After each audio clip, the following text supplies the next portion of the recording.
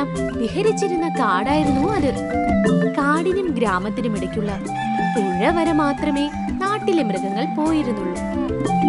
ആ പുഴ നീന്തിക്കടക്കാനുള്ള ധൈര്യം ആർക്കും ഉണ്ടായിരുന്നില്ല. അങ്ങനെയിരിക്കെ കൂട്ടുകാരായ 4 കാളകൾ പുഴയിൽ വെള്ളം കുടിക്കാനെത്തി. ചിമ്പു, നീ എന്താ കാട്ടിലേക്ക് നോക്കി നിൽക്കുന്നത്? അക്കരെ നല്ല പച്ചപ്പുല്ല് വളർന്നു നിൽക്കുന്നത് കണ്ടോ? അത് തിന്നാൻ കൊതിയാവുന്നു. ഈ പുഴ നീന്തിക്കിടന്ന് അക്കരയ്ക്ക് പോകുന്നത് അപകടമാണ്. വന്യമൃഗങ്ങൾ ഏത് സമയത്തും ചാടി വീഴാം. ഇപ്പോഴാണെങ്കിൽ കാട്ടാനകൾ കുളിക്കാനിറങ്ങുന്ന സമയമാണ്.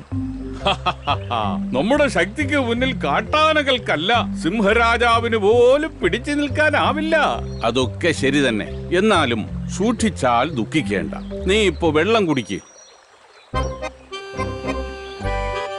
കുറുക്കച്ച, ആ പോകുന്ന കാളകളെ കണ്ടു. നല്ല തടിച്ചു കൊഴുത്ത കാളകൾ. ഓരോന്നിനെയായി അങ്ങ് പിടിച്ച് തിന്നണം. അതെ സിംഹരാജാവേ, പക്ഷെ അതിന് യവന്മാർ ഇക്കരയ്ക്ക് വരുന്നില്ലല്ലോ. അതെ അതെ.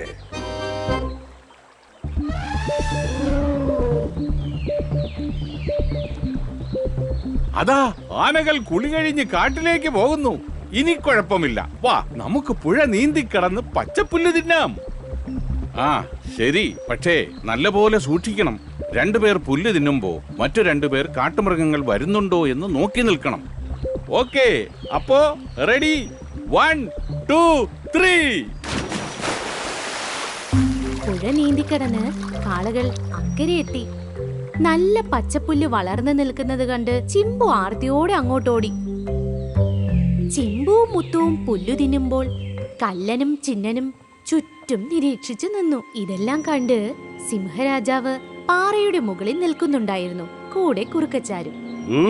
തേടിയ വള്ളി കാലി ചുറ്റി കാളകൾ പുഴ കടന്നു വന്നു. ഇന്നൊന്നിനെ പിടിച്ച് ശാപ്പിടാം.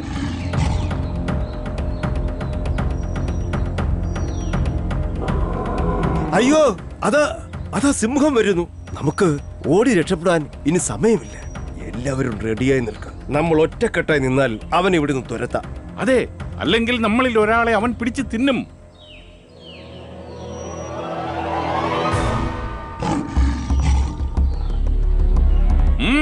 എന്ത് വേണം?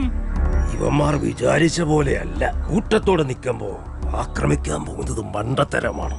തൽക്കാലം തിരിച്ചു പോകാം. സിംഹം പതുക്കെ പിന്തിരിഞ്ഞ് കാട്ടിനകത്തേക്ക് പോയി. പാലും ചുരുട്ടി പുറകെ കുറുക്കനും.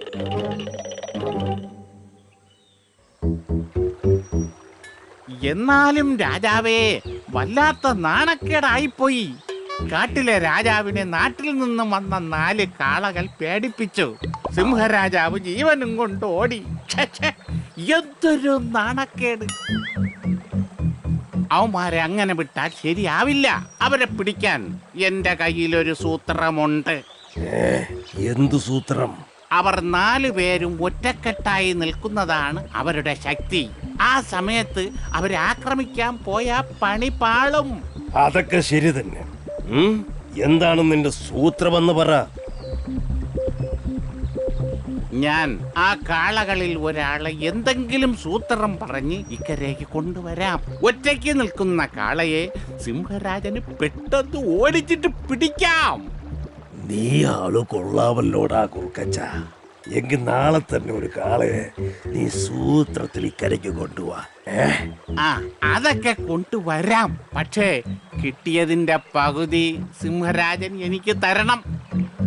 അതെ, എനിക്ക് കിട്ടിയത് ഞാൻ ആരുമായും പങ്കിടാറില്ല. ഞാൻ തിന്ന ശേഷം എന്തെങ്കിലും ബാക്കിയുണ്ടെങ്കിൽ നിനക്കെടുക്കാം. ശരി സിംഹരാജൻ, എനിക്ക് കുറച്ച് ജോലിയുണ്ട്. പോയിട്ട് പിന്നെ എപ്പോഴെങ്കിലും വരാം. അല്ലെങ്കിൽ വേണ്ട, കിട്ടുന്നതിൽ പകുതി നിനക്കും തരാം. അങ്ങനെ വഴിക്ക് വാ. ശരി, നാളെ ഒരുത്തനെ ഞാൻ അങ്ങയുടെ മുന്നിലേക്ക് കൊണ്ടുവരാം. ഈ കള്ളക്കുറുക്കൻ ആ കാളകളെ കൊലയ്ക്ക് കൊടുക്കും.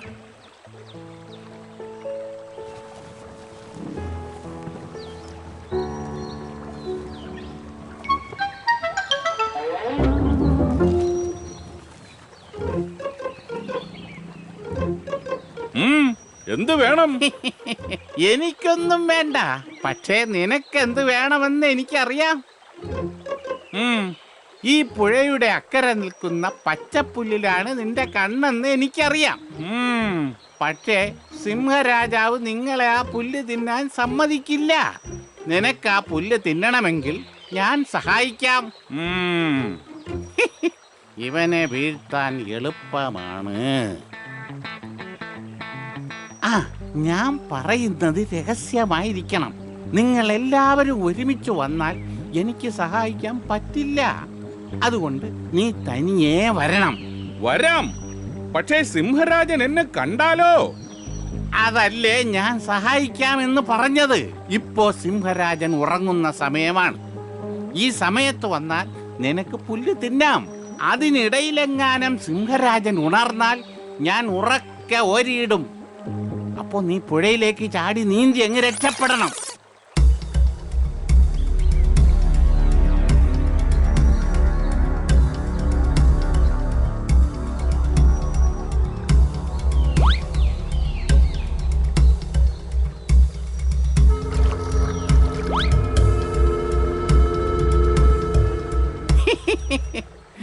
തിന്നാൻ കൊതിയാകുന്നല്ലേ? വേഗം പോയി വയറ് നിറച്ച് തിന്നോ. ഞാൻ സിംഹരാജൻ ഉണരുന്നുണ്ടോ എന്ന് നോക്കി നിൽക്കാം. ഈ സമയം സിംഹരാജൻ മരങ്ങൾക്കിടയിൽ മറഞ്ഞു നിൽക്കുന്നുണ്ടായിരുന്നു.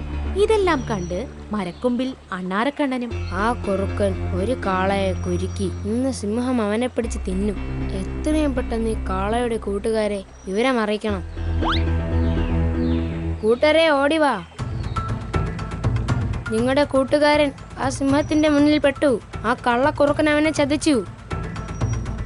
അപ്പൊ ചിമ്പു നമ്മുടെ കൂടെ വന്നില്ലേ? വേഗം വാ, നമുക്ക് അവനെ രക്ഷിക്കാം.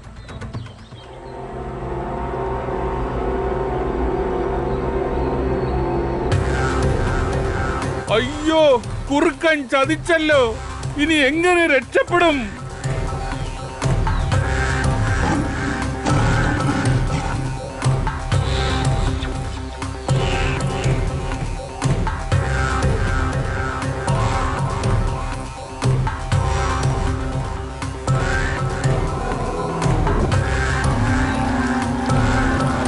അയ്യോ, സിംഹരാജാവേ, അതാ അവന്മാർ വന്നു. ഇനി രക്ഷയില്ല, ഓടിക്കോ.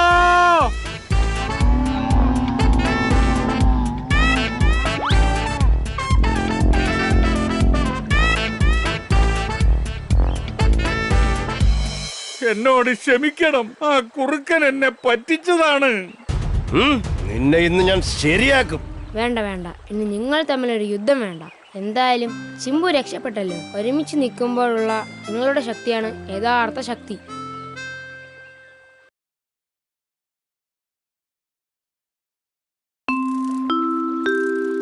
നദികളിൽ സുന്ദരി യമുന,